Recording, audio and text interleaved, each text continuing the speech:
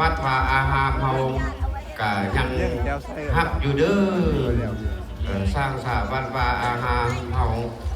เป็นว่าบ่ได้สร้างอันใหม่ก็ดีก็อันเก่าก็มีกุฏิวิหารมีอันใดต่างๆภายในวัดเพื่อเนาะเฮาสร้างขึ้นมาก็ได้หลายฟ้าหลายปีแล้วก็มีการสำรุดทรุดโทรม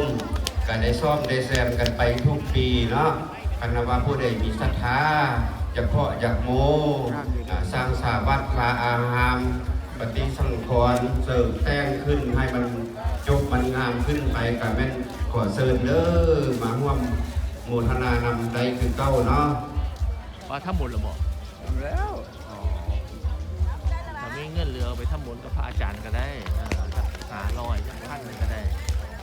จะให้บุญมาจะใส่กองเท่ากับป้าก็ใส่บาทอยู่บ่ใส่แล้วก็เคี่ยวขึ้นมาเด้อบาทเท่าบ่มีหมดไปอยู่บ้านเท่าจะทำ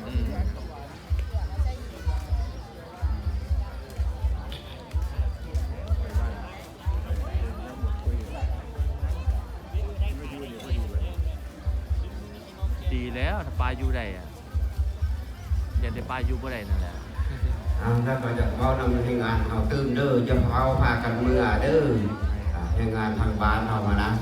หลังจากแล้วนี่ก็กินข้าวกินปลาก่อนเนาะแล้วก็เก็บเมียนพาเข้าตามกุฏิที่เฮาไปให้ครูบาอาจารย์อยู่ตามกุฏิย่อทรงแม่ผัวก้อนเนาะมันแล้วมันผัวก้อนเนาะแล้วก็ที่สืบต่อตอนเพลและเขาเบิ้งคักในเดนี่เนาะ10 โมงสิเลียวก่อนนึกว่าการที่ได้เริ่มเก็บพาเข้าที่เราไปส่งกันได้หาพาเข้าเพลต่ออย่าฟาวเมื่อเด้อทำแล้วเพลกันเด้อ